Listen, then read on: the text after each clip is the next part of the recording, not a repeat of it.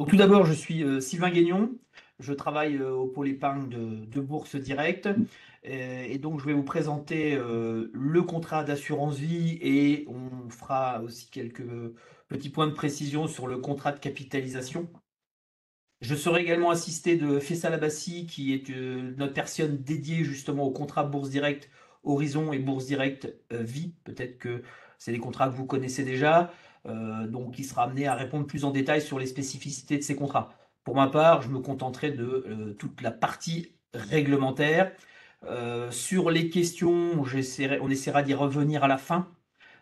Sauf si j'en aperçois, mais enfin, notre outil n'est pas évident pour bien les visualiser, notamment sur toutes les notions peut-être techniques. J'essaierai d'y revenir. En l'occurrence, on se contentera de répondre à des questions d'ordre général. Comme vous pourrez le voir, hein, chaque individu a sa situation propre et les questions, enfin les réponses peuvent être et doivent être adaptées. Donc à ce niveau-là, toute personnalisation demandera à ce que vous nous contactiez en direct, soit moi, soit Faisal. Vous aurez son numéro à la fin du webinaire. Donc tout d'abord, le contrat d'assurance vie, par sa constitution, et on a plutôt tendance à l'appeler, nous, le couteau suisse de la gestion de patrimoine, ce qui nous permet de faire beaucoup de choses avec, notamment de répondre à énormément d'objectifs et de pouvoir investir sur une grande quantité d'actifs bien distincts.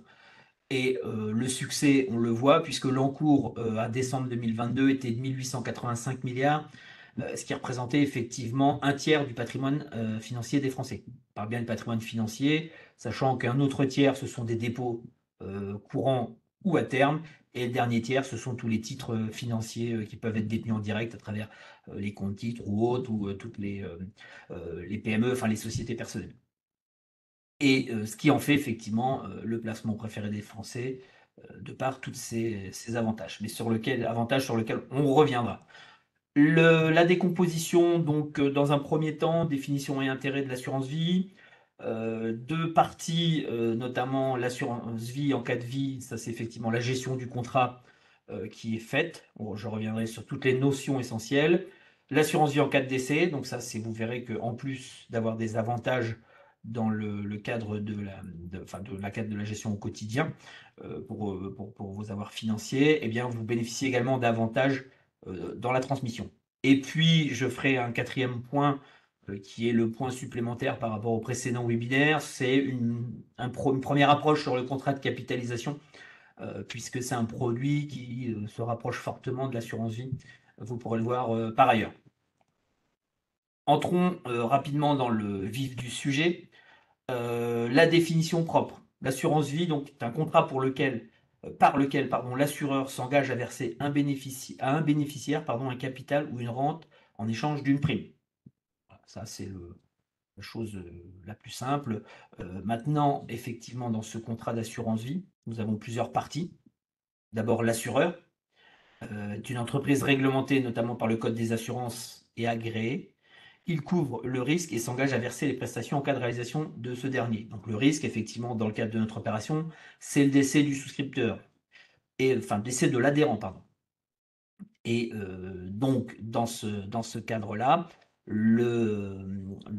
l'assureur, lui, s'engage à exécuter la clause bénéficiaire, on viendra sur les notions, et à transmettre les fonds comme indiqué par le souscripteur. Ensuite, l'adhérent, donc c'est la personne qui est à l'origine de la souscription du contrat, qui va verser les primes, désigner le bénéficiaire, enfin le ou les bénéficiaires. L'adhérent doit être juridiquement capable de contracter, ce qui exclut les mineurs, sauf s'il est dûment représenté. Alors, effectivement, dans la loi autorise les mineurs, mais derrière, ce sont des contrats où on va se retrouver avec une gestion beaucoup plus lourde, où on n'a pas du tout, quasiment pas du tout enfin, qu'on n'a pas du tout de dématérialisation. Il faut passer par du papier avec signature des deux parents. C'est pour ça que c'est un peu plus lourd. L'assuré, donc la personne sur la tête de laquelle repose le risque, souvent c'est la même personne que le souscripteur, que l'adhérent, si vous voulez. En règle générale, il est possible de mettre un adhérent et un assuré différents, mais on le voit quasiment jamais dans la vie.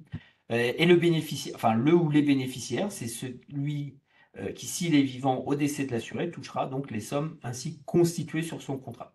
Et c'est effectivement un élément crucial du contrat. Vous le verrez ensuite. De toute façon, quand vous adhérez, quand vous faites une adhésion à une assurance vie, vous êtes obligé, contraint de mettre un bénéficiaire. Un ou plusieurs bénéficiaires, pardon, hein. On y reviendra après dans la partie sur la clause bénéficiaire. Donc d'un point de vue plus réel, qu'est-ce que l'assurance vie? Donc c'est une enveloppe dans laquelle l'adhérent investit à son rythme des sommes qui bénéficieront d'un traitement fiscal favorable, et ce, tant en cas de vie pour l'adhérent qu'en cas de décès pour le bénéficiaire. C'est ce que je vous disais, une enveloppe fiscale que vous gérez, que vous disposez au cours de votre vie et qui sera transmise en dehors de la succession dite qui découle du droit civil. Tout d'abord, la première partie, effectivement, l'assurance en cas de vie. Alors, ça commence, comme tout, bien sûr, par l'adhésion. L'adhésion au contrat, choix du ou des bénéficiaires. Ensuite, les versements, les arbitrages, les rachats, les avances, les rentes, sont toutes les opérations qui peuvent être faites et mises en place sur ces contrats d'assurance vie. Alors, tout d'abord, la souscription. C'est la partie qui va être, je dirais, la plus lourde, puisque tout d'abord, nous avons des obligations respectives, pardon, notamment l'information et le devoir du conseil, le devoir de conseil, pardon. Et de votre côté, nous, on a besoin que vous établissiez votre profil investisseur afin de vous recommander au plus proche de vos objectifs, de votre tolérance au risque et je dirais, bah, c'est essentiellement, oui, les objectifs et notamment et l'horizon d'investissement en matière de temps. Et de notre côté, on doit vous apporter toutes les informations claires par rapport aux produits que vous êtes susceptible de souscrire et vous conseiller. Mais encore une fois, on a un devoir de conseil, mais au final, vous pouvez faire ce que vous voulez. Les outils vous donneront peut-être un profil plutôt équilibré, mais rien ne vous interdit dans un contrat d'assurance vie que vous allez souscrire de vous mettre 100% action, d'être en risque à plein, puisque il faut aussi que de votre côté, vous appréhendiez ce niveau de risque en matière de votre patrimoine global. Peut-être que vous avez déjà des produits non risqués à côté, donc qui fait qu'on aura un contrat d'assurance vie sur lequel il y aura une prise de risque maximum, mais que rapporté à la totalité de votre patrimoine, eh bien, votre profil sera respecté en tant qu'équilibré. Ensuite, la partie gestion. Donc là, c'est vous avez la possibilité de faire ce que vous souhaitez, gestion libre. Dans cette gestion libre, nous, on est amené à vous prodiguer des conseils. Notamment, nous avons des allocations d'actifs en fonction de votre profil prudent, équilibré, dynamique, de votre tolérance au risque et de vos horizons d'investissement qui peuvent vous être conseillés. Il y a également une offre dite de gestion pilotée, où là, l'assureur du contrat que vous allez souscrire a sélectionné des sociétés de gestion avec là aussi un profil déterminé de gestion, prudent, équilibré, dynamique. Ça peut avoir d'autres noms, ça peut être ETF ou des choses comme ça, mais c'est une société de gestion à laquelle vous allez donner mandat qui va gérer vos avoirs et qui sera amené à faire des arbitrages tous les mois, tous les 3 mois, en fonction de la revue du portefeuille ainsi conseillé. Nous, à notre niveau, donc dans la gestion libre, c'est de la gestion conseillée et on va plutôt nous conseiller de porter des allocations actions sur long terme.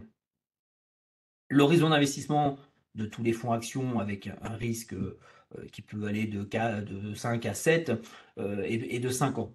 Et en matière de placement risqué, c'est l'horizon de temps qui vous permet aussi d'engranger de la performance.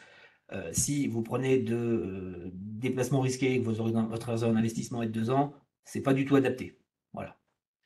Euh, on reviendra après, mais la gestion pilotée a un coût. Justement, il faut rémunérer la société de gestion qui a pris en charge la gestion de vos fonds. Ce que je vous disais, notamment dans les avantages et pourquoi on l'appelle aussi le couteau suisse, c'est que vous avez un choix de support très élargi.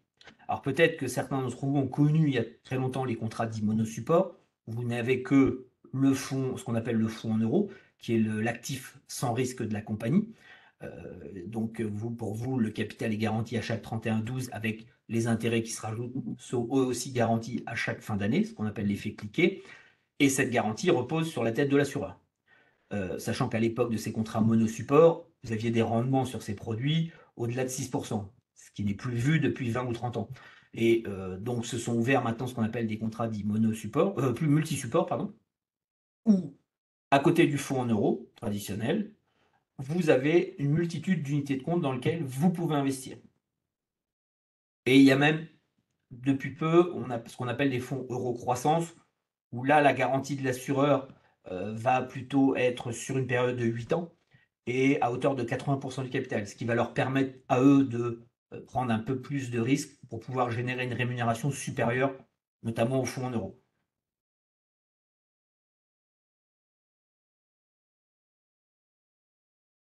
Alors, effectivement, pour rentrer un peu plus dans le détail au niveau de la souscription, en ouvrant un contrat d'assurance vie, donc vous pouvez verser de l'argent en une seule fois, donc un versement unique, ou quand vous le souhaitez, ce qu'on appelle des versements libres. Alors là, il faudra bien regarder, mais vous avez des informations sur notre site et je vous montrerai tout à l'heure où les trouver. Mais il y a des montants minimums, si vous voulez, de versement. Euh, En matière notamment de versement libre, avec une certaine périodicité, ce qu'on appelle les versements programmés. C'est-à-dire que tous les mois, tous les 3 mois, tous les ans, vous pouvez mettre en place des versements automatiques qui seront directement prélevés sur votre compte, puisque, enfin, quand je dis votre compte, c'est votre compte courant. Hein. Maintenant, on ne peut plus que prélever que des comptes courants bancaires. On ne peut pas faire de prélèvements sur des livrets A, sur des choses comme ça, ou des comptes titres ou autres. Ça n'est plus possible du tout. Et effectivement, donc, quand vous mettez en place ces versements, vous allez sélectionner ce qu'on appelle l'allocation d'actifs. C'est-à-dire, vous décidez d'ouvrir un contrat, vous mettez 1 000 euros. Eh bien, c'est pour ça qu'en amont, on va déterminer votre profil investisseur. On va, nous, vous proposer des allocations d'actifs, voire même nous, l'outil de souscription en ligne, vous propose aussi une allocation d'actifs. Et derrière, vous choisissez ou pas de suivre ce conseil et vous mettez en place votre allocation d'actifs que vous avez déterminée, puisque peut-être que vous avez déjà des connaissances ou que vous avez déjà une allocation d'actifs en tête que vous aimeriez faire. Donc, vous la mettez en place au moment de ce versement, au moment du début. Effectivement, euh, le fonds en euros, je disais produit garanti, donc l'épargne n'est pas soumise au mouvement des marchés. En règle générale, le fonds euro, soit sa valeur est constante tout au long de l'année, soit il s'apprécie légèrement avec le versement de ce qu'on appelle la participation bénéfice au 31 décembre de chaque année. Alors, c'est effectivement la partie des produits où, avec l'environnement de taux qu'on avait sur les 10 dernières années, vous aviez des taux de rémunération qui étaient plutôt faibles. Alors, sur le rapport de la CPR, pardon, 2022, le taux n'est pas encore connu. Le taux moyen, on était à 1,28 sur 2020 et 2021. Et on devrait, je pense, retrouver une moyenne à 1,50, voire un peu plus sur 2022. Mais l'agrégation, le rapport n'est pas encore disponible. Donc, on n'a pas d'informations sur le sujet, puisque vous avez pu le voir, la rémunération en 2022 a été, pour ceux qui ont déjà des fonds en euros, a été plus intéressante.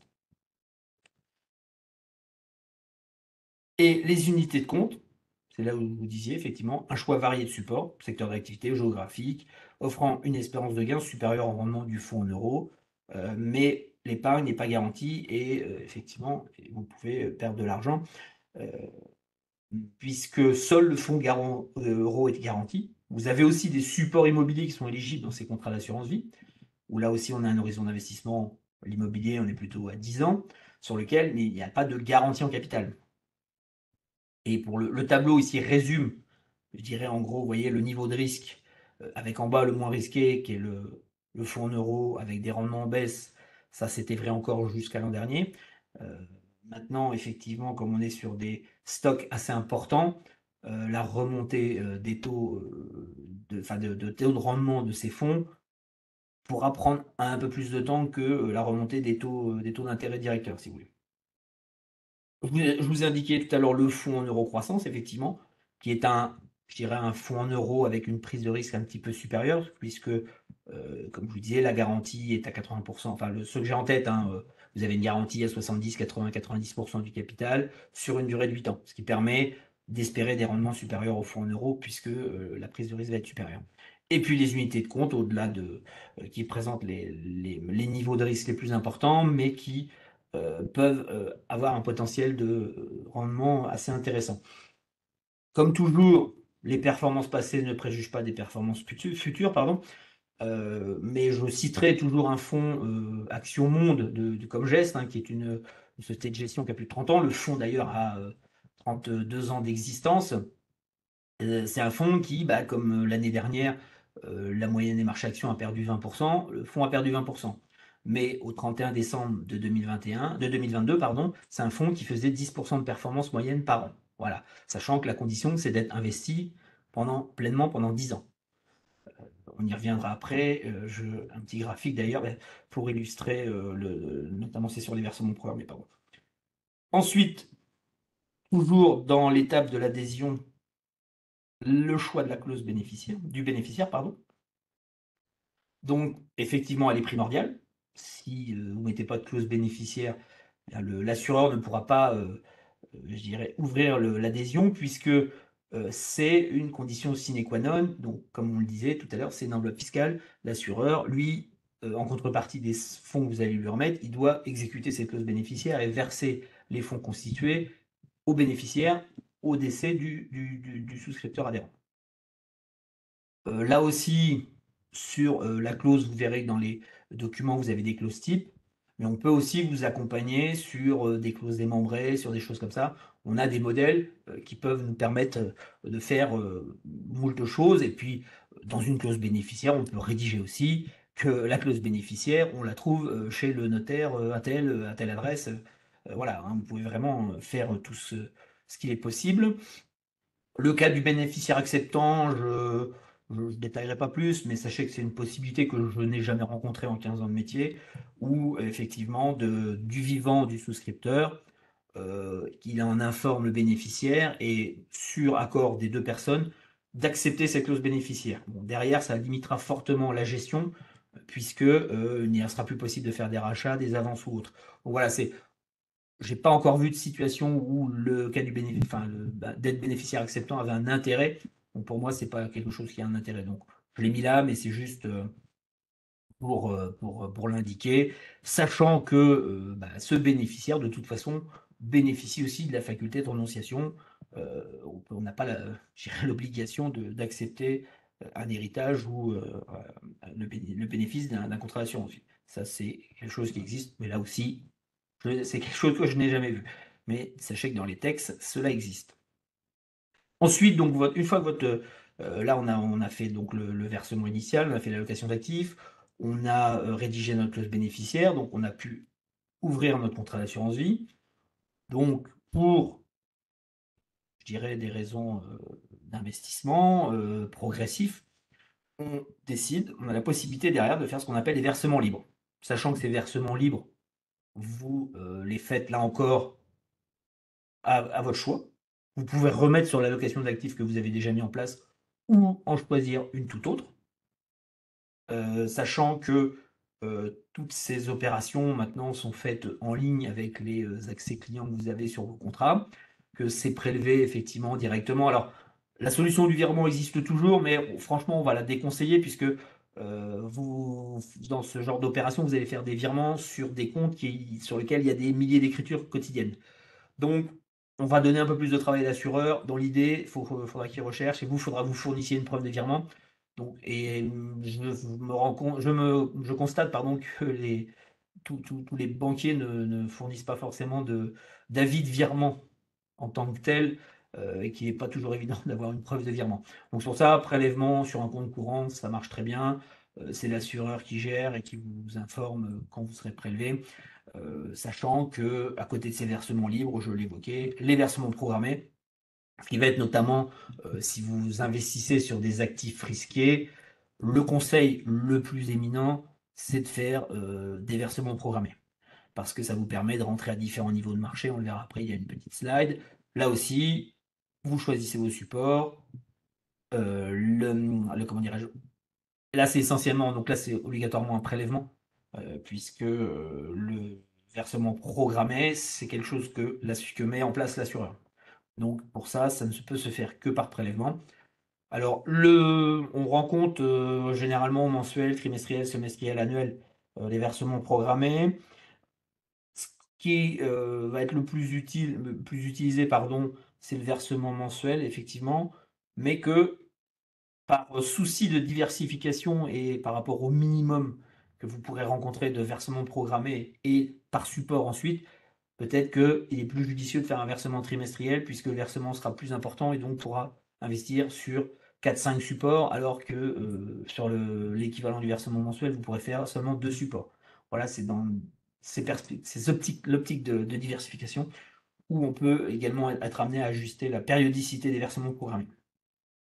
Petite illustration graphique, hein, effectivement, en bleu, vous avez le cours d'un actif qui varie fortement, et en jaune, vous avez l'effet d'investir régulièrement.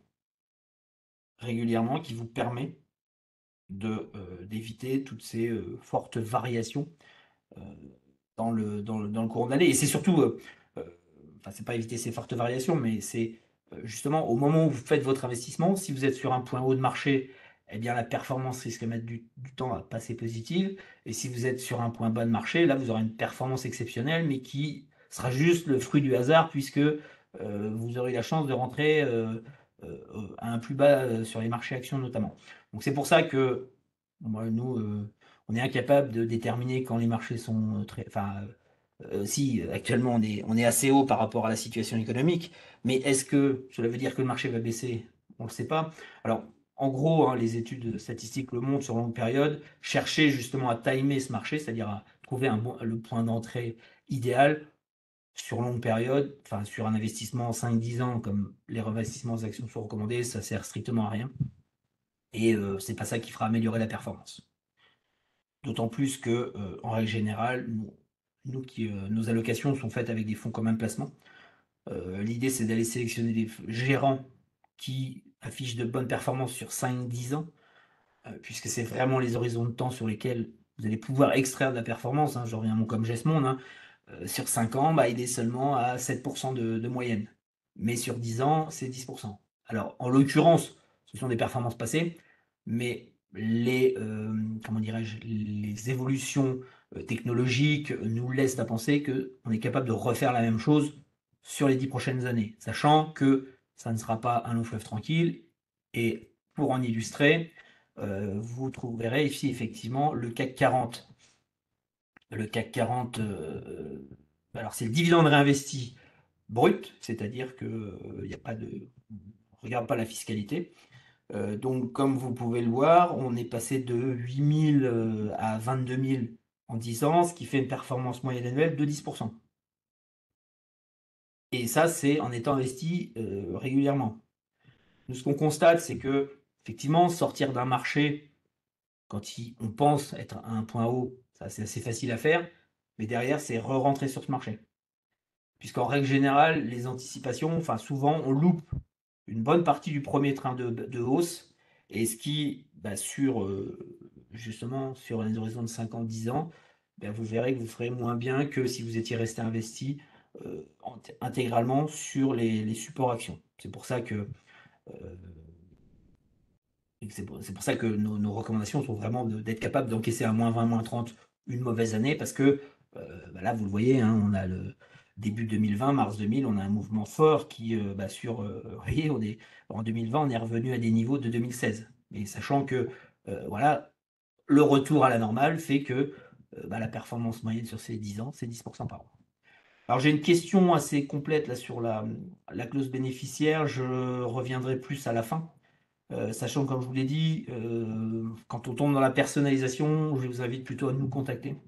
D'ailleurs, même sur ce genre de clause, on est amené aussi, nous, à les faire valider par les assureurs, puisque si, effectivement, on peut rédiger toutes les clauses possibles et imaginables, mais il est possible que le service juridique de l'assureur mette le stop par rapport à ce que eux, l'expérience qu'ils en ont, et le côté applicable de cette clause. Voilà. Ensuite, les arbitrages. Alors les arbitrages, justement, c'est ce qui va vous permettre, comme je l'indiquais juste avant, bah, de gérer les fonds ainsi constitués sur votre, votre contrat d'assurance vie. Encore une fois, nous, on conseille, notamment, je vous dis, une fois que quand vous investissez sur une allocation d'actifs, notamment actions, l'idée c'est pas arbitrer, mais encore une fois, vous faites ce que vous voulez. Et le fait d'une réorientation d'épargne, c'est ce qu'on appelle un arbitrage. Ça revient à céder des actifs, si vous voulez, pour en acheter d'autres. Il n'y a pas de compte espèce sur un contrat d'assurance vie. Il n'y a pas de position, je dirais, espèce. En l'occurrence, Vous avez le fonds en euros, si vous ne souhaitez pas prendre de risque. Maintenant, effectivement, on a les problématiques de limitation de certains assureurs où on ne peut pas mettre plus de 50% de fonds en euros. Alors, on a la chance, effectivement, avec la remontée des taux, de retrouver de la performance sur les fonds monétaires. Les fonds monétaires, si peut-être la dernière fois qu'on a gagné de l'argent sur les fonds monétaires, c'était en 2008, hein, avant la crise des subprimes et la baisse des taux directeurs à 0%, eh bien, ce sont des produits qui investissent dans ce qu'on appelle de la dette à court terme, puisque vous avez des produits qui ont des placements à l'intérieur qui ont une durée de moyenne de vie de 3 mois. Et c'est le produit par excellence qui bénéficiera d'une éventuelle hausse de taux s'il devait s'en produire une. Actuellement, le taux de référence, qui est ce qu'on appelle le taux Ester, est à 2,90%. Donc si vous regardez tous les fonds monétaires qui existent, hein, vous en avez dans nos contrats d'assurance, c'est le fonds monétaire de chaque assureur, hein. On a donc le contrat Bourse Direct Horizon qui est avec Generali, donc c'est Generali Trésorerie, et le contrat Bourse Direct Vie qui est avec Apicil, qui est Apicil Trésorerie, pardon. Et si vous regardez le rendement sur un mois glissant, on est à 2,9%. Voilà. Et alors, si vous regardez les performances de ces fonds sur les 10 ans, vous verrez que c'est des fonds qui ont perdu de l'argent, puisque le taux Ester, justement la référence, était à moins 0,5%, donc ce qui veut dire qu'eux ne gagnaient pas d'argent. Mais ils présentaient un risque, un profil de risque très faible. C'est pour ça ils continuaient à avoir, des encours sur ce type de produit.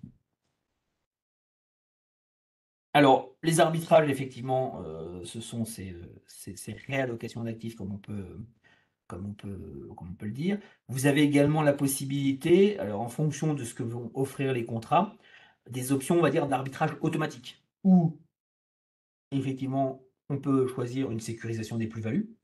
Alors là, vous avez, notamment pour le contrat généraliste, je connais à peu près bien, vous avez des seuils de plus-value, 10, 20, 30%. Alors c'est une constatation qui est faite par l'assureur tous les vendredis. Vous dites que si j'ai une ligne qui fait plus de 30%, hop, on sécurise la plus-value qu'on met sur le fonds en euros. Voilà, ça c'est un exemple. Et puis les arbitrages programmés, c'est pour peut-être de l'investissement progressif ou toutes ces choses-là. Alors l'investissement progressif, c'est quelque chose qu'on va conseiller si vous deviez avoir une somme importante à investir et que typiquement à l'heure actuelle, on va plutôt tendance à faire des allocations 50% fonds en euros, 50% fonds monétaires parce que au regard de la conjoncture économique, les marchés boursiers nous semblent très hauts. Maintenant, ça ne veut pas dire qu'ils vont baisser. Mais au moins, enfin, qu'ils vont baisser et fortement. Mais s'il y a une consolidation de 5-10% qui se produit, eh bien, on pourra profiter pour rentrer sur ce marché. Et puis rentrer progressivement, de faire un tiers maintenant, un tiers dans 6 mois, un tiers dans un an ou deux, en fonction, là aussi, de votre horizon d'investissement. C'est important hein, de déterminer l'objectif, c'est-à-dire cette somme-là, j'en ai besoin pourquoi? Est-ce qu'il faut que j'achète une résidence principale? Est-ce qu'il faut que ou alors c'est pour effectivement placer dans l'optique de la retraite. Voilà, c'est un horizon de temps qui va nous permettre, d'adapter au mieux les investissements. Cette épargne constituée, donc on l'a vu, vous pouvez la réorienter via les arbitrages. Vous pouvez aussi en disposer à travers ce qu'on appelle un rachat. Donc rachat partiel, ça c'est quand vous récupérez une partie du contrat. Le rachat total, donc là c'est là où vous effectivement vous liquidez le contrat. Alors, vous pouvez peut-être avoir intérêt à le garder. Alors, certains contrats où il n'y a pas forcément des gros minimums que vous pouvez laisser dessus parce que c'est une enveloppe fiscale qui est déjà ouverte et si elle a plus de 8 ans, c'est intéressant. Puisque si vous la fermez et que vous en ouvrez une autre, vous repartez sur un délai de 8 ans. C'est un peu la même chose avec le PEA. Et vous avez aussi la possibilité de mettre en place des rachats partiels programmés. C'est-à-dire que, comme vous faites des versements, admettons, de 100 euros par mois, là, vous pouvez demander à faire des rachats de 100 euros par mois. Et donc, vous recevez directement sur votre compte 100 euros par mois, puisque là aussi, c'est fait, c'est prélevé, l'opération est réalisée par virement. Et ces rachats, c'est dès le lendemain du contrat, ad vitam aeternam. Alors certains peut-être en tête ou à tort la durée de 8 ans. Donc 8 ans, c'est pour l'obtention des avantages fiscaux que nous verrons ensuite. euh, et quand vous sortez de l'argent. Avant 8 ans, la fiscalité, depuis l'introduction du prélèvement forfaitaire libératoire de 30%, le prélèvement forfaitaire unique, pardon, de 30%, la flat tax, eh bien, la fiscalité sur ces 8 premières années est identique que si vous aviez les fonds dans un compte titre en direct. Voilà, donc Et d'ailleurs, si vous avez des contrats précédents, on va plutôt vous inciter à en ouvrir de nouveaux, puisque l'idée, c'est d'éviter les millefeuilles enfin, les différentes fiscalités pour l'assureur. Et ça évitera les erreurs. Les rachats, justement, la fiscalité des rachats, comme je vous disais. Pour les plus-values issues des versements avant le 27 septembre 2017, qui correspond à la date de l'introduction du prélèvement forfaitaire. Donc, on a toujours le choix de l'intégration dans les revenus, barème progressif, et le prélèvement forfaitaire libératoire. Si vous choisissez le PFL, effectivement, le, prélèvement sera différent en fonction de la, de l'âge du contrat, pardon. On est à 35% entre 0 et 4 ans, 15% entre 4 et 8 ans et 7,5% au-delà de 8 ans. Alors ça, c'est l'impôt sur le revenu, puisqu'il y a la partie prélèvements sociaux qui est également due. Là, prélèvements sociaux à hauteur de 17,2%. Sachant qu'on a un cas particulier, notamment sur le fonds en euros, où les prélèvements sociaux sont prélevés chaque 31 décembre. Donc, c'est pour ça que quand vous faites des rachats, notamment sur des contrats uniquement en fonds en euros, eh bien, vous n'avez que l'impôt sur le revenu qui sera dû. Donc là, ça, c'est les sommes versées avant le 27 septembre 2017. Depuis, effectivement, ce 27 septembre 2017, les gains plus-values issus des versements, donc, sont assujettis à 12,8% par défaut. Donc ça, c'est maintenant, on est au prélèvement à la source. Donc maintenant, quel que soit le placement que vous ressortez, vous aurez un prélèvement qui sera réalisé. Là, en l'occurrence, l'assureur, 12,8%, et sachant que a posteriori, vous aurez la possibilité de l'intégrer à l'impôt sur le revenu, au barème, puisque vous avez, je vous rappelle, les deux premières tranches, 0% et 11%, sont plus favorables. Donc ça, vous avez tout le temps tranquille de le sélectionner, enfin de le choisir quand vous faites votre déclaration l'année qui suit les rachats. Et au-delà de 8 ans, effectivement, on a aussi le prélèvement, le taux de 7,5 qui s'applique toujours, sachant que là, il y aura une condition. Il faudra que les versements n'excèdent pas 150 000 euros.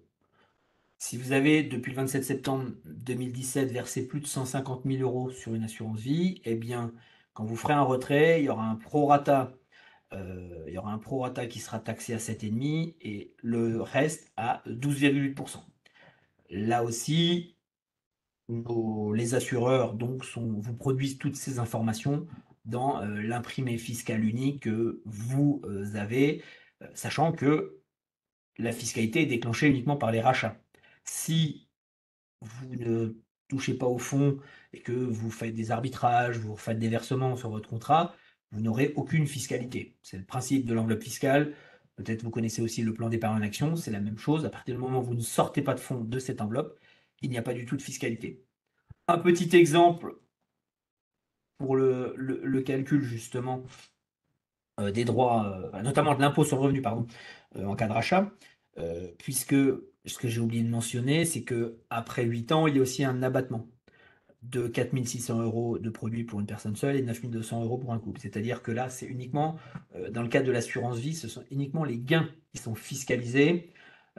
Au contraire, alors méfiez-vous, le produit épargne retraite, souvent sur la base d'un contrat d'assurance vie, eux, la fiscalité à l'en sortie est sur l'intégralité du capital constitué, puisque vous avez une réduction d'impôt à l'entrée. Là, sur l'assurance vie, il n'y a pas du tout de réduction d'impôt à l'entrée, donc ce sont seulement les produits qui sont fiscalisés. Là, dans mon exemple, un versement de 100 000 en 2005 et un versement de 50 000 en 2006. Le contrat atteint une valeur de 300 000 euros en 2015, donc ce qui ressort une plus-value de 150 000 euros. Donc c'est seulement ces 150 000 euros qui seront fiscalisés. Donc sachant que là, on a un contrat qui a plus de 8 ans, c'est un couple, donc on pratique l'abattement de 9 200 euros de produit. Donc, ce qui fait qu'au final, la fiscalité à l'impôt sur le revenu de 7,5 s'appliquera sur 140 800 euros. Et vous serez toujours redevable des prélèvements sociaux sur ces gains, sachant que en fonction des supports qui auront dégagé cette plus-value, ils seront peut-être déjà payés pour partie, puisque comme vous le disiez, sur le fonds en euros, c'est prélevé chaque 31 décembre.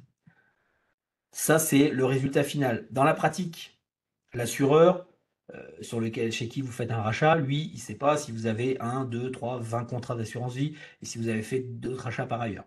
Donc par défaut, il prélèvera 7,5% sur les 150 000 et l'abattement de 9 200 € sera matérialisé, lui, dans votre avis d'imposition, dans votre déclaration, pardon, et le fisc vous remboursera, en l'occurrence ici, 690 € qui correspond à 7,5% de 9 200 €.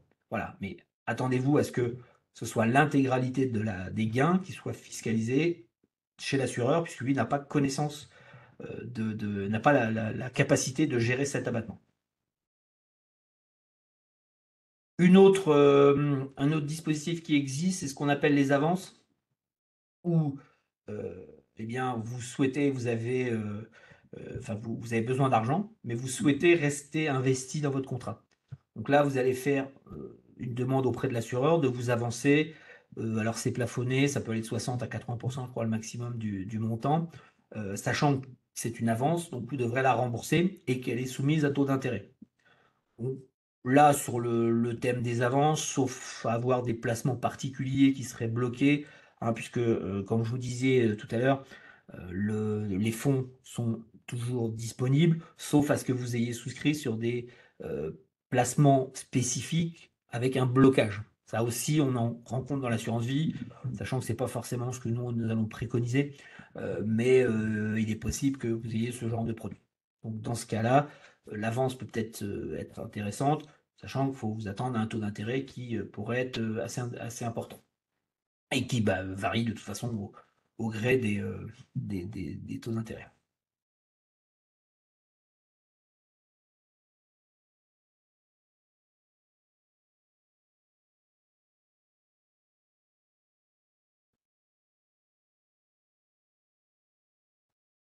Alors, excusez-moi, j'étais en train de lire une question qui est un petit peu très très technique et pour laquelle je réponds plus en.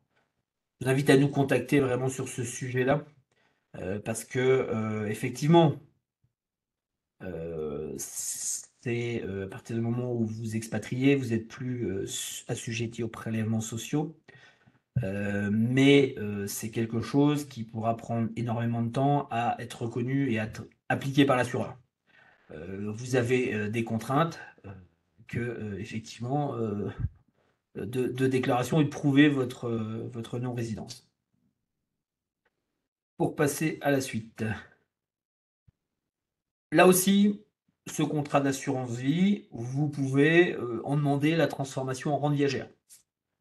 Un moment de votre vie, justement, peut-être pour faire face à la dépendance ou des choses comme ça. Vous avez la possibilité de demander la rente viagère. Donc, et en contrepartie du capital, l'assureur donc va lui s'engager à vous verser une rente qui sera calculée effectivement en fonction de votre âge, du capital ainsi constitué, mais aussi je dirais des possibilités ou pas de réversion. Là, l'avantage, c'est que la rente sera imposable seulement pour une fraction. Et la fraction de rente imposable est déterminée en fonction de l'âge, au moment de la liquidation. Comme vous pouvez le voir, si vous liquidez en rente après 70 ans, c'est seulement 30% de la fraction de la rente qui sera imposable. Maintenant, la partie effectivement des avantages successoraux. Vous avez donc là, c'est ce qu'on appelle effectivement l'assurance vie en cas de décès. Et donc, que se passe-t-il lors du décès de l'assuré? Quelle est la fiscalité? Eh bien, comme je vous le disais, effectivement, vous avez fait le choix d'ouvrir ce contrat d'assurance vie. Eh bien, donc l'assureur, en contrepartie, doit exécuter et verser la, les capitaux ainsi constitués au décès de l'assuré au bénéficiaire. Petit rappel, dans l'assurance, vous n'êtes pas propriétaire des unités de compte dans lesquelles vous investissez, c'est l'assureur. L'assureur, lui, il a juste une créance à vous de voir si, en cas de décès ou en cas de demande de rachat. Hein, c'est pour bien différencier pour ceux qui sont familiers avec des comptes titres ou des comptes PEA. Vous êtes propriétaire des unités de compte, notamment des actions ETF que vous pourrez déposer dessus, des fonds. Ce n'est pas le cas dans le cadre de l'assurance vie.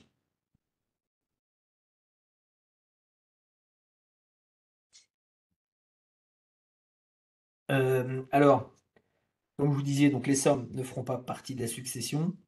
Il y a quelques petits points d'attention, hein, notamment les primes manifestement exagérées. C'est-à-dire que vous avez un patrimoine de 500 000 euros, vous versez 500 000 euros sur le contrat d'assurance vie pour donner à quelqu'un qui n'est pas dans la dévolution successorale traditionnelle, c'est-à-dire les enfants. Hein, pour rappel, en France, on ne peut pas déshériter ses enfants. Il y a ce qu'on appelle la part réservataire. C'est pas le cas aux États-Unis, par exemple. Et là, vous avez le tableau justement de cette part réservataire qui est fonction du nombre d'enfants. C'est-à-dire que si vous avez deux enfants, eh bien, chacun, de par le code civil, a droit à un tiers. Et si il devait être lésé, il pourrait demander réparation et attaquer la succession, notamment sur la personne qui aurait reçu le tiers, enfin des fonds en supplément par rapport à ses droits qui sont les siens. Ça, c'est juste des points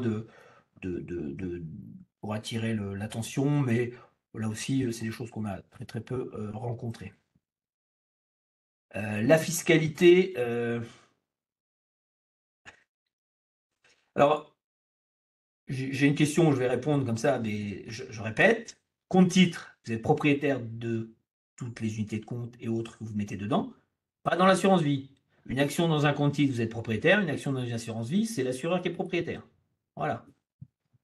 Donc c'est pour ça que euh, c'est l'assureur. Alors, en règle générale, l'assureur distribue les dividendes, les actions gratuites, mais c'est plus problématique sur les droits de souscription, puisque on constate, nous, sur certains, notamment les augmentations de capital, hein, j'ai Air France en tête, eh bien, effectivement, vous avez vos actions Air France dans l'assurance vie, mais sans possibilité d'investir, de participer à l'augmentation de capital. Puisque l'assureur ne redistribue pas, enfin ne donne pas, parce que ce sont je dirais, c'est des opérations qui sont succinctes, sachant que l'assureur, lui, quand il va mettre une liste d'unités de compte, il a besoin d'une stabilité.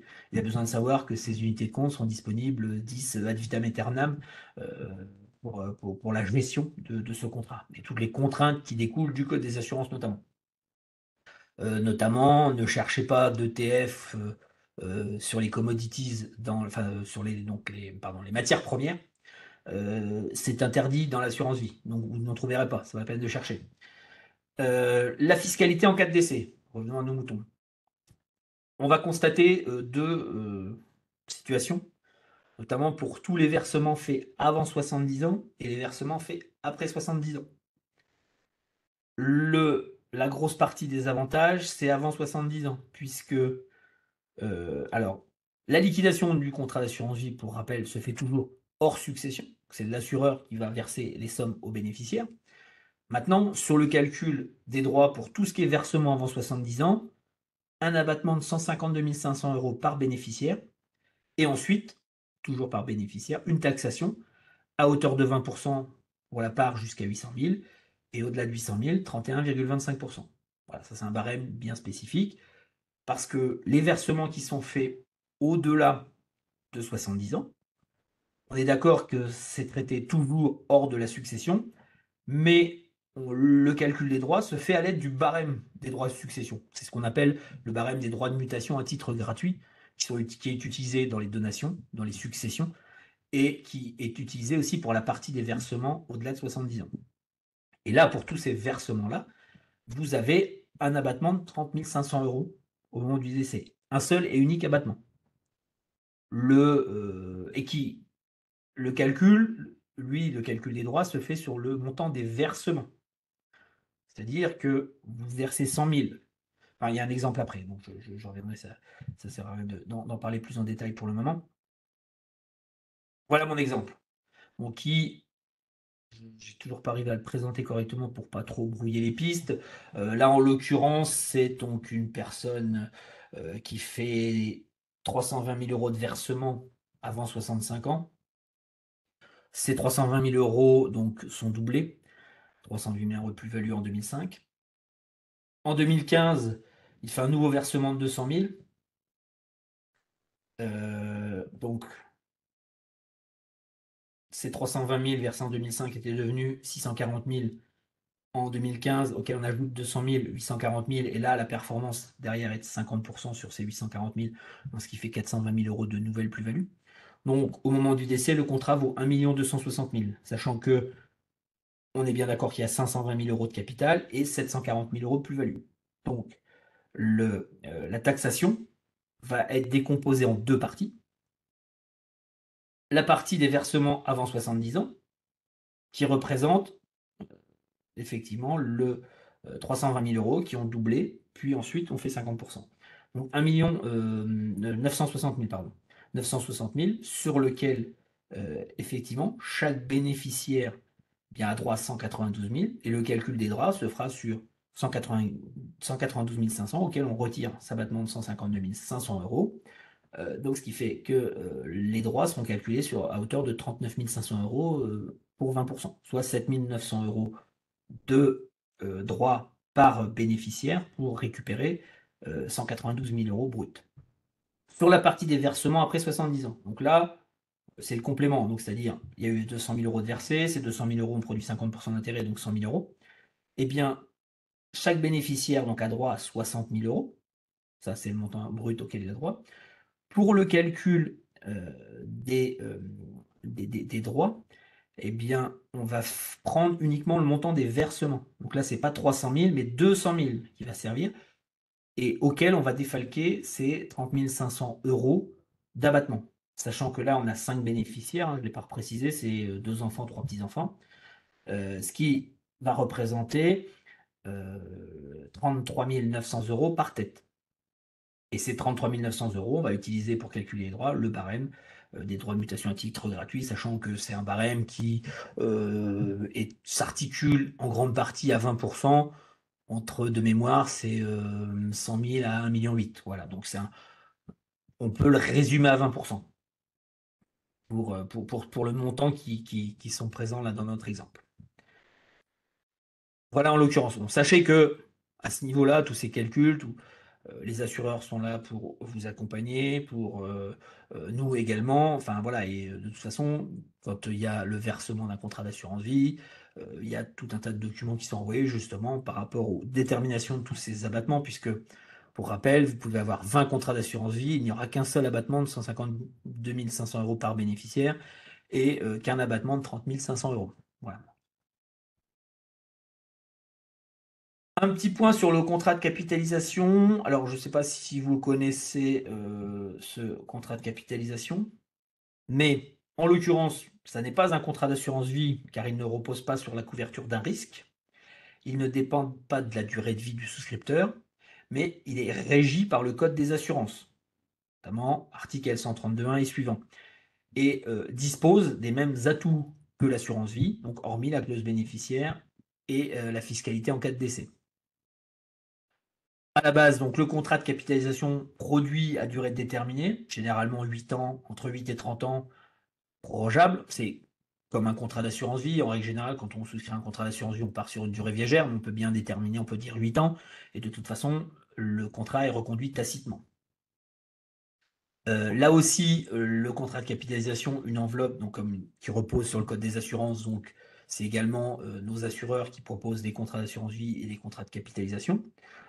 Comme vous pouvez le voir, donc là, l'économie du contrat de capitalisation est identique à celle du contrat d'assurance vie, c'est-à-dire, enfin, quand je dis l'économie, c'est le fonctionnement, hein, tout ce que j'ai évoqué dans la première partie en cas de vie, eh bien, s'applique également. Il en est de même pour la fiscalité. Quand vous faites un rachat sur un contrat de capitalisation, un contrat sur un rachat d'assurance vie, c'est la même chose. Le contrat peut être monosupport, unité de compte, enfant neurodiversifié. Donc en cours de contrat, le souscripteur peut exercer sa faculté de rachat. Le rachat intervient pendant la vie du contrat, c'est-à-dire avant l'arrivée du terme prévu du contrat. Le rachat peut être total ou partiel. Et la fiscalité, donc comme je vous l'ai dit, c'est celle de l'assurance vie qui s'applique, la fiscalité en cas de décès. En cas de vie, pardon, excusez-moi. J'ai été induit par la slide suivante, où là, que se passe-t-il en cas de décès? Eh bien, à la différence, alors notamment avant le terme, hein, il y a toujours cette notion de date, mais à laquelle on rentre en tacite reconduction quand on a atteint la date limite. Eh bien, quand le souscripteur décède, eh bien, le contrat de capitalisation n'est pas dénoué et il intègre la succession du souscripteur. l'intérêt de ce genre de contrat, peut-être quand vous avez déjà versé 30 500 € après 70 ans sur un contrat d'assurance vie, et puis, eh bien, vous décidez de transmettre une enveloppe fiscale, puisque comme vous pouvez le voir, que le décès va permettre de purger la fiscalité. C'est-à-dire que, bah, si, vous avez mis 50 000, le contrat vaut 100 000, il est transmis à hauteur de 100 000, donc il y aura des droits de 100 000 à payer. Et la personne qui reçoit cette enveloppe, alors s'il y a, qu'un seul héritier, mais aussi quand vous avez plusieurs héritiers, c'est là aussi on va conseiller de faire plusieurs contrats d'assurance de capitalisation, pardon, puisque ça permettra de transmettre à chacun son contrat.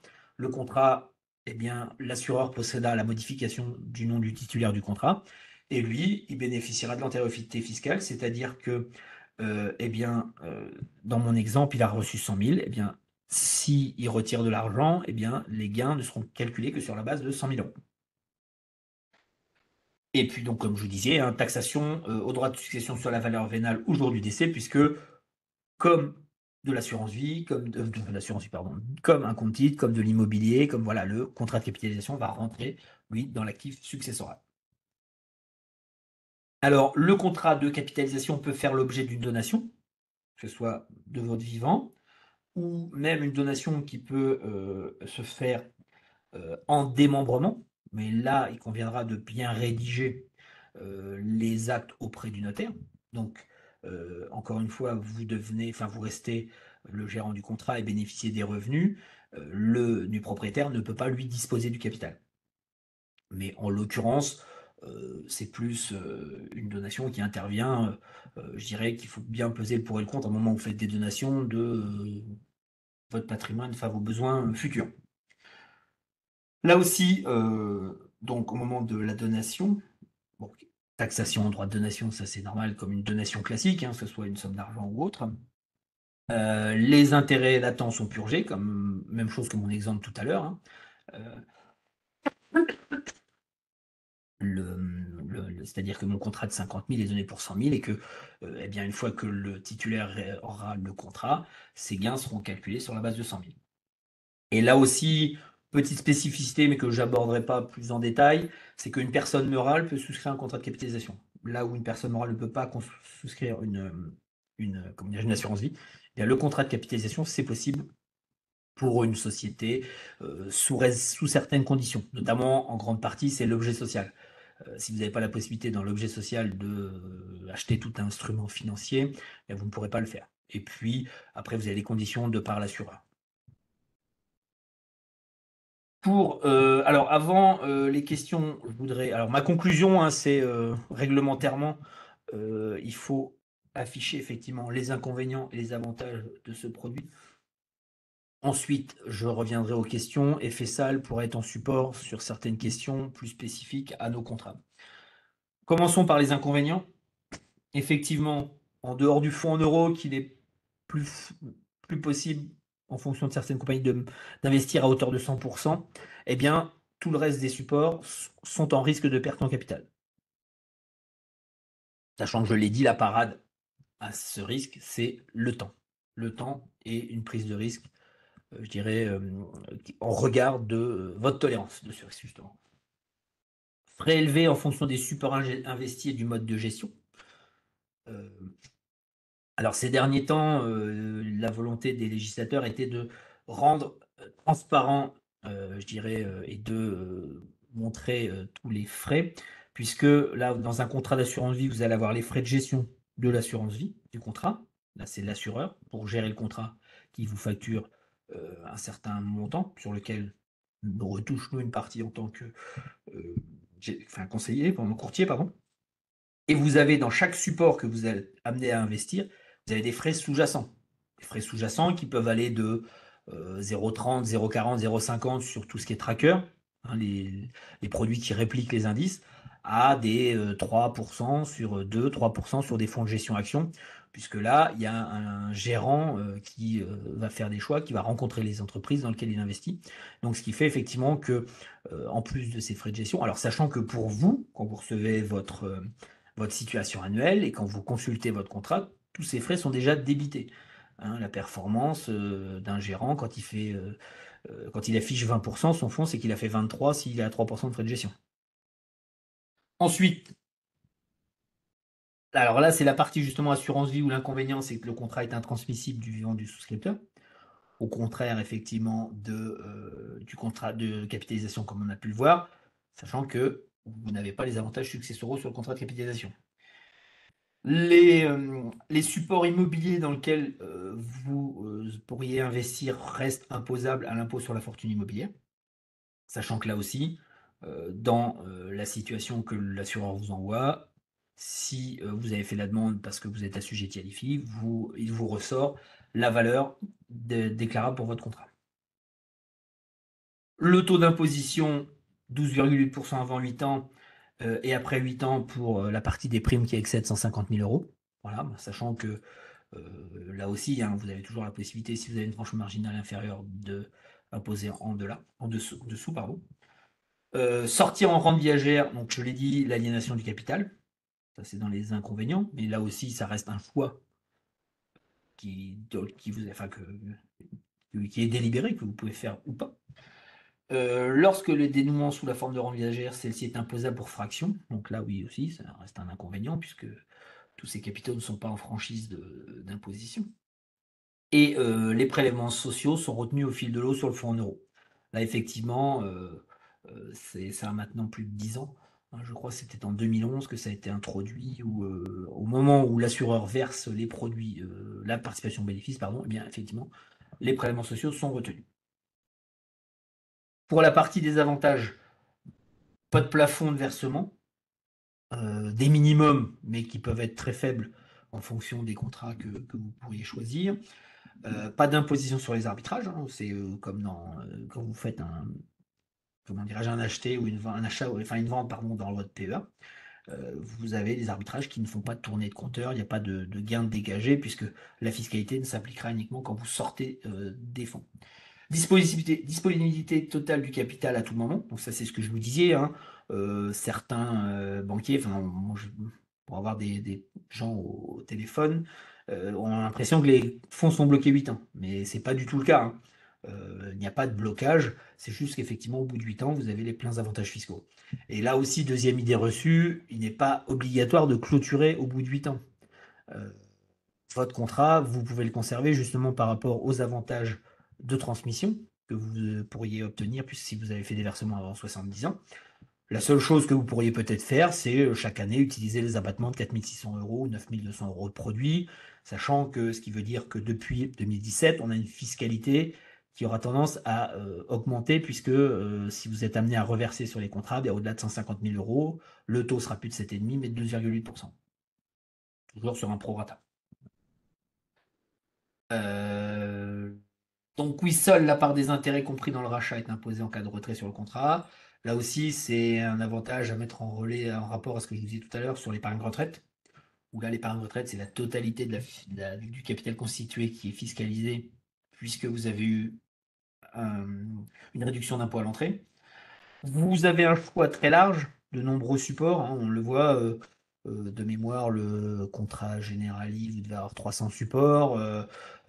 Enfin voilà, vous avez toutes les classes, vous avez à travers les indices ETF. Alors pour le contrat généraliste, vous pouvez aussi investir dans les actions. Par contre, là, on a un choix limité, hein, vous retrouverez très peu de PME dans les contrats d'assurance vie, hein. Les PME, il faut que vous les fassiez à travers le PEA ou le PEA-PME. Mais en l'occurrence, l'assureur a besoin de liquidité sur les supports qu'il met à disposition. Donc, pour ça que vous trouverez que les plus grandes sociétés cotées en Europe, essentiellement. Donc, possibilité, alors si dans les supports immobiliers, vous retrouvez des SCPI ou des SCI, le seul inconvénient, c'est que c'est des supports qui vont avoir des frais propres. Alors sur les SCI, vous allez être entre 1 et 3%. Parfois, vous avez des offres commerciales de lancement où vous n'avez pas de frais de souscription. Et puis les SCPI, donc ce sont les SCPI en règle générale qui ont déjà une certaine existence, qui affichent des frais entre 6 et 10%. Ce qui fait que, compte tenu du fait que l'assureur, lui, vous affiche une valeur de rachat au quotidien, quand vous mettez 100 sur une SCPI, le lendemain, votre contrat, il vaut tout de suite 90 s'il y a 10% de frais de souscription. Puisque si vous deviez faire un rachat, si l'assureur devait verser le lendemain les fonds, eh bien, c'est sur la valeur de retrait de la SCPI que se calcule ce montant. Donc après 8 ans, ce que je disais, l'abattement, 4 600 € pour une personne, 9 200 € pour un couple, qui s'applique sur l'assiette taxable, effectivement, hors prélèvements sociaux, qui eux sont dus au premier euro, hein. Et puis donc les avantages fiscaux en matière de transmission au décès avec une fiscalité moins lourde que les droits de succession. On l'a vu pour notamment tout ce qui est versement avant 70 ans. Et puis la dernière page avec l'avertissement, effectivement, les informations contenues dans cette présentation ne constituent ni une offre de souscription ni un conseil en investissement. Elles ont été mises à jour donc le 27 avril et peuvent être partielles. Elles sont susceptibles d'être modifiées sans préavis. Et pour être complet, chaque, placement doit être propre à votre situation et à vos objectifs notamment. Donc, et c'est là où on peut intervenir dans un conseil, notamment autour de la clause bénéficiaire, autour de toutes ces choses-là. Alors, je vais donc maintenant ouvrir. Si vous avez des questions, n'hésitez pas à les poser maintenant. Alors, notamment dans les premières questions, alors, notamment sur la clause, enfin le démembrement du contrat de capitalisation. Donc oui, effectivement, c'est une possibilité que vous n'avez pas dans le contrat d'assurance vie, c'est de démembrer ce contrat d'assurance vie. Sachant que là aussi, il y a un formalisme à respecter et que là aussi, c'est un formalisme sur lequel on vous accompagne. En règle générale, c'est aussi, je dirais, enfin, une convention à mettre auprès de l'assureur, notamment pour le fonctionnement du contrat. J'avais une question, oui, sur les intérêts latents sont purgés. Alors, qu'est-ce qu'on appelle intérêt latent? C'est quand un intérêt est dit latent, c'est qu'il n'a pas été dégagé. C'est-à-dire que là, dans mon exemple, j'avais un contrat sur lequel on a mis 50. Au moment de la transmission du contrat de capitalisation, on transmettait 100. C'est-à-dire qu'il y avait 50 d'intérêts latents. Et la purge, c'est que la personne qui va recevoir ce contrat, donc là on est sur une donation en pleine propriété, hein, eh bien lui, son contrat, c'est comme s'il avait mis 100 dessus. Donc les intérêts, si le contrat monte à 120, s'il fait un rachat total, ça sera seulement sur 20 euros, enfin sur 20 seront calculés la fiscalité. Donc c'est ça, la purge des intérêts, c'est le fait que les 50 de gains dans l'état précédent, eh bien, sont transformés en capital par le fait de la donation en pleine propriété du contrat. Voilà. Quand on parle d'intérêt ou de plus-value latente, c'est que vous n'avez pas cédé, vous n'avez pas dégagé ces gains, si vous voulez. On parle notamment quand vous avez une action, quand vous gagnez de l'argent sur une action que vous n'avez pas vendue, on parle de plus-value latente. Et on va parler de plus-value tout court une fois que vous avez vendu votre bien, et qui va entraîner justement une fiscalité, sauf cas.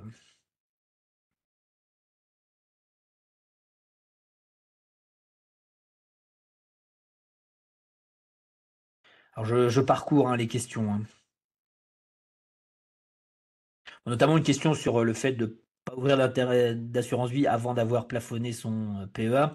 Alors, le PEA, c'est du placement risqué 100% action. L'avantage de l'assurance vie, c'est de pouvoir mettre des produits un peu moins risqués, le fonds en euros, sans risque, bon, rémunération un petit peu inférieure, et puis de l'immobilier, où je dirais, dans le principe de la diversification, un PEA et un contrat d'assurance vie, avec une optique de placement à moyen long terme, que ce soit pour la retraite, pour disposer d'un capital et pour faire fructifier son capital, eh bien, je dirais les deux sont parfaitement complémentaires, hein. Il n'est pas nécessaire d'avoir des sommes importantes, hein. Je crois de mémoire, on a des contrats chez nous qui sont accessibles à partir de 1000 euros. Ah oui, par contre, un instant.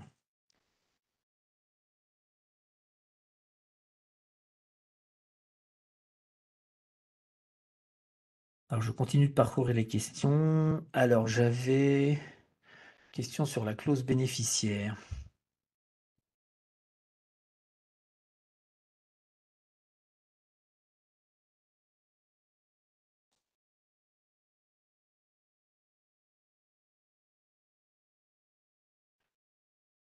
Comment rédiger la clause bénéficiaire avec deux bénéficiaires en désignant comme bénéficiaire la personne numéro 1, à défaut la personne numéro 2, jusqu'au jour du dénouement du contrat? Au décès, la personne numéro 1 a la possibilité de se désister. Alors, là, enfin, sur le désistement, je dirais, vous avez aucune. Enfin, vous n'avez pas la main, si vous voulez, hein, à votre décès. Dans votre cas, la personne numéro 1 peut ne pas se désister. Mais en l'occurrence, enfin voilà, sur votre question, c'est une clause bénéficiaire qui, à mon avis, il ne faut pas la rédiger dans ce sens-là. Soit il faut bien désigner, parce que vous n'avez pas la possibilité, je vous dis, d'influer sur ce désistement, hein, cette faculté de renonciation, hein. Donc, je pense qu'il faut que vous exploriez une autre piste pour rédiger votre clause bénéficiaire. Ensuite, qu'est-ce que j'avais comme autre question? Alors, je vais me répéter, dans l'assurance vie, vous êtes propriétaire d'aucun support dans votre contrat. Que ce soit des actions, des SCPI, des SCI, des fonds, le fonds en euros. Vous n'êtes pas propriétaire. C'est l'assureur qui est propriétaire des actifs. Et l'assureur, lui, a juste la charge de vous rendre l'argent en cas de rachat ou en cas de décès et d'exécution de la clause bénéficiaire.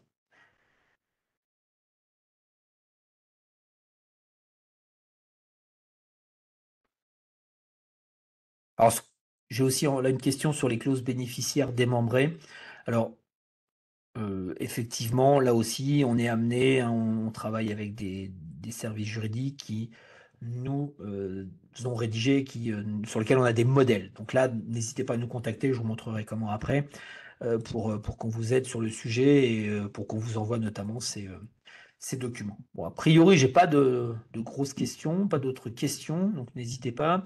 Alors, euh, tout d'abord, je vais vous indiquer, alors partager le contenu, non, je suis pas, c'est pas ça, c'est là, voilà. Attendez, je vais y arriver, si c'est bon. Là, est-ce que je pense que vous voyez bien mon navigateur, hein, Bourse Direct.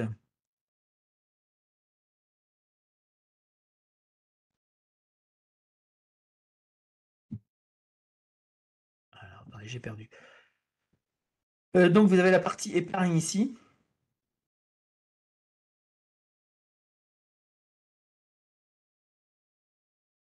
Donc comme vous pouvez le voir, vous avez à votre gauche un bloc sur l'assurance vie où vous pouvez soit découvrir notre offre, soit accéder au contrat. Bon là, on va faire comme si vous n'aviez pas effectivement de contrat chez nous. Donc vous découvrez vos offres. Alors on commence, vous avez des offres de bienvenue, hein, avec des codes à indiquer. Et donc vous avez, quand vous descendez jusqu'en bas, vous retrouvez les caractéristiques de nos deux contrats d'assurance vie. Comme je vous disais, en termes de versement initial, 500 euros, 300 euros en fonction du contrat.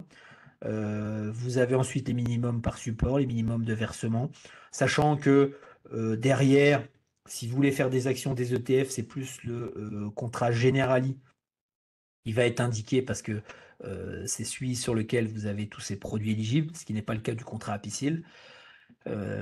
Et puis, en gros, vous retrouvez notamment toutes les conditions générales. Vous voyez, vous retrouvez le numéro de téléphone. Vous avez tout un tas de questions déjà enfin, sur lesquelles vous retrouvez les réponses.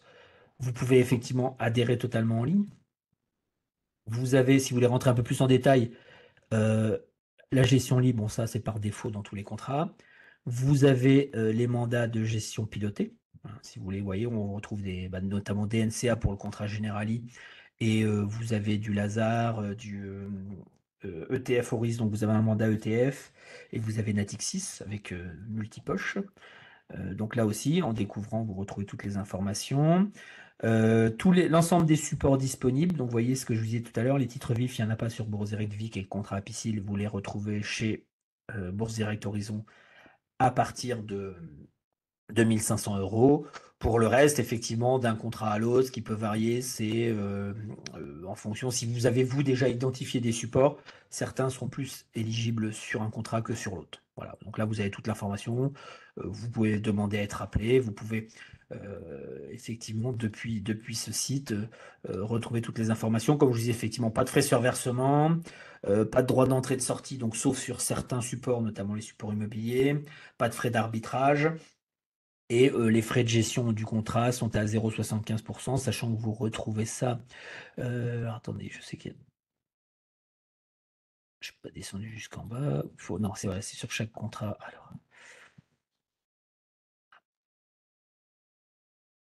voilà, j'ai oublié tout en haut. Vous avez effectivement, on est sur la partie assurance vie. Mais vous pouvez rentrer dans le détail de chaque contrat. Vous le retrouvez ici, Bourse Direct Horizon. Donc là, vous allez retrouver notamment les informations spécifiques au contrat, comme vous voyez, 216 OPC, 119 ETF, 93 actions, les supports immobiliers 5 OPCI, 7 SCI. Vous voyez, vous pouvez retrouver le détail en cliquant ici de tous les supports, et notamment vous retrouvez ici tous les supports immobiliers et les supports effectivement ETF et autres qui vont pouvoir s'afficher ensuite. De même pour le contrat Bourse Direct Vie. Voilà, ça c'est si vraiment vous savez ce que vous voulez chercher, vous retrouvez, vous voyez, on retrouve 200 OPC, il y a quelques ETF sur le contrat Apicil et il y a un peu plus de support immobilier. Comme vous pouvez le voir, si vraiment c'est l'immobilier qui vous intéresse, ce sera plus le contrat Apicil qui vous conviendra. Et si vous savez vraiment les actions, les ETF, il faudra plus se diriger sur le contrat Bourse Direct. Alors, je crois que j'ai vu passer une autre question.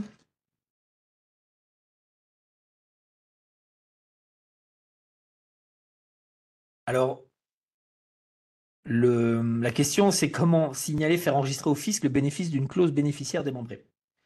Alors, je dirais, laissons le fisc tranquille, l'administration fiscale a déjà assez de choses à faire. On est dans le cadre, notamment de l'assurance vie, où c'est hors succession. Donc, et d'une, la clause bénéficiaire, déjà, c'est dans le contrat d'assurance vie auprès de l'assurance. Et si vous voulez que ce soit plus pratique pour vous, votre notaire est juste à côté de vous et que vous changez régulièrement de clause bénéficiaire, eh bien, vous indiquez dans le contrat d'assurance vie qu'elle est déposée chez un notaire. Mais en l'occurrence, après, pour le fisc, alors je crois que c'est plus pour éviter les contrats en déshérence ou, euh, comment dirais-je, alors,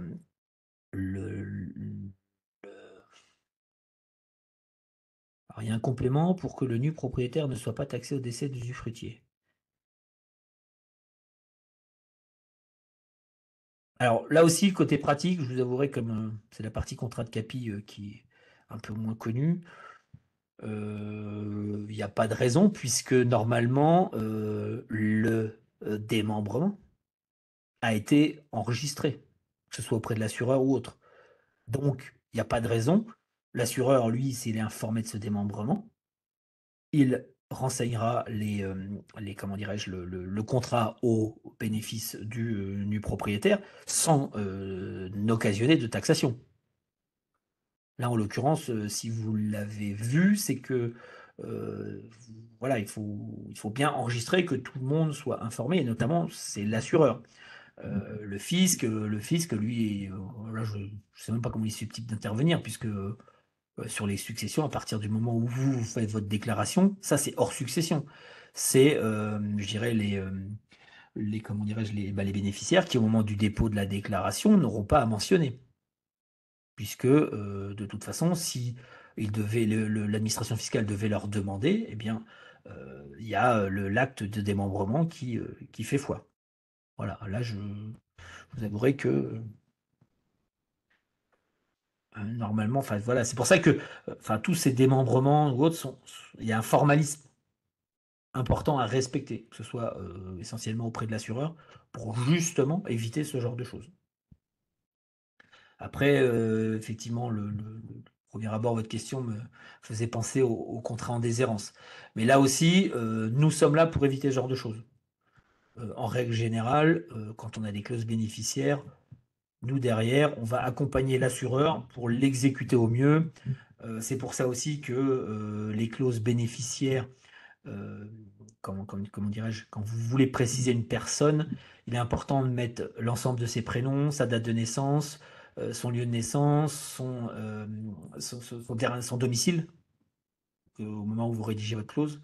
N'hésitez pas à le mettre à jour pour pouvoir justement retrouver. À partir du moment où derrière, nous, on a une dévolution successorale, voilà, on retrouvera les héritiers. Mais en l'occurrence, jusqu'à maintenant, on n'a pas été trop confronté, on a toujours arrivé à exécuter, à mettre en place la clause bénéficiaire, hein. Voilà, pas de problème de déshérence. Alors, effectivement, dans les contrats sous forme bourse directe, c'est uniquement du contrat d'assurance vie. Pour le contrat de capitalisation, là, je vous invite. Alors oui, je ne suis même pas allé tout à l'heure jusqu'au bout de la slide. Pour ceux qui veulent le noter, je vais vous remettre voilà, la slide suivante. où vous retrouvez donc le numéro de téléphone 01 88 37 10 34 des personnes dédiées à l'assurance vie chez Bourse Direct.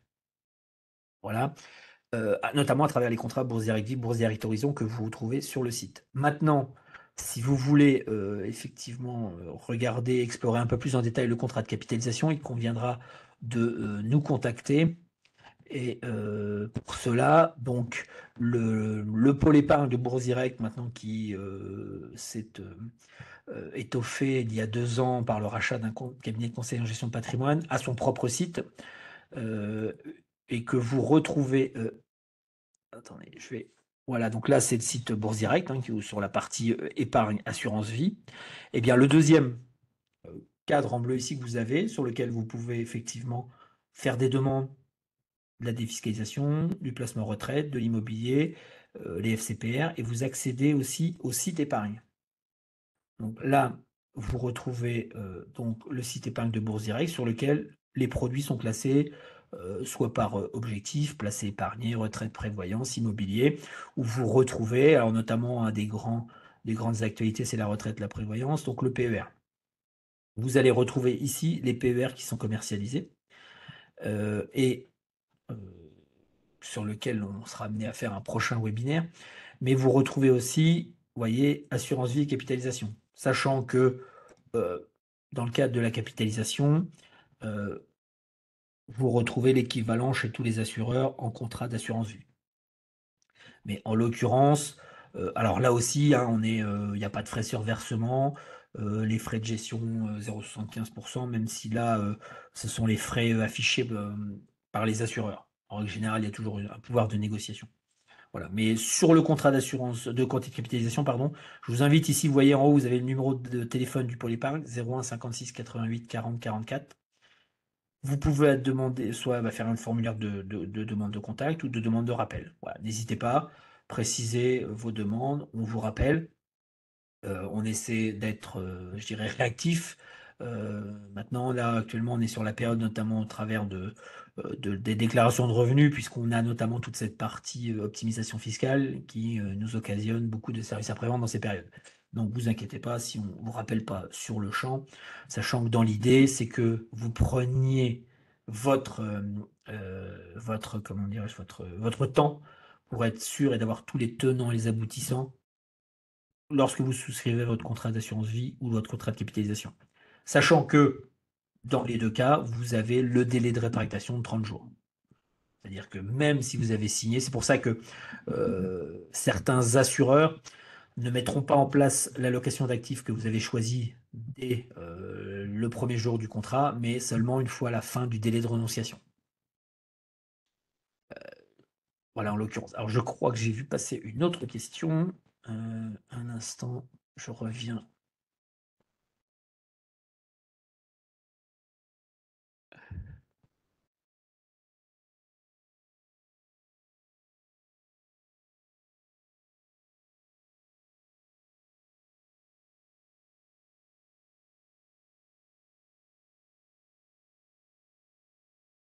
Que devient le capital de l'assurance vie en cas de renonciation du bénéficiaire unique? Eh bien, quoi que vous fassiez, les assureurs existent toujours de mettre à défaut mes héritiers. Donc, quand c'est comme ça, on va appliquer le code civil. Voilà, donc c'est le code civil qui va s'appliquer, la dévolution successorale qui aura été mise en place auprès du notaire. Voilà, en l'occurrence, mais sachez que les fonds seront transmis. L'assureur ne garde pas les fonds.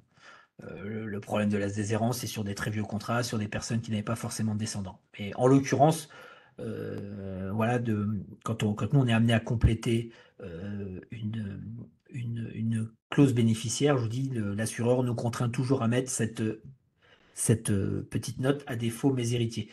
Et même s'il ne devait pas y avoir cette note, de toute façon, vous avez également toujours en dernier ressort le code civil, donc le droit civil qui s'applique, notamment en matière de dévolution successorale.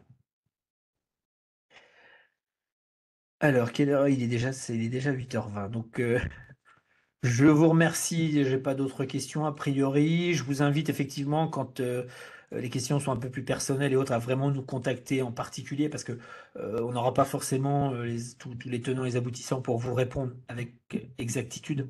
Donc, comme je vous l'ai dit, vous avez ici le numéro de téléphone du pôle épargne. Et puis, je vous l'ai montré aussi si vous êtes, si vous voulez vraiment uniquement sur la partie assurance vie, n'hésitez pas à appeler les personnes dédiées chez Bourse Direct 01 88 37 10 34 ou sur lequel vous retrouvez toutes les informations que vous avez sur le site. Merci d'avoir assisté à ce webinaire. Il me reste à vous souhaiter une excellente soirée et à vous dire à bientôt. Comme vous avez pu le voir, on essaie à côté de ces webinaires sur les produits financiers en eux-mêmes et de leur fonctionnement, vous avez des webinaires avec des sociétés de gestion sur lesquelles on va présenter des produits. Où il y en a a priori un par semaine, donc n'hésitez pas à participer et à nous appeler pour vous poser nos questions. Je vous souhaite une excellente soirée et vous dis à bientôt pour un prochain webinaire. Au revoir.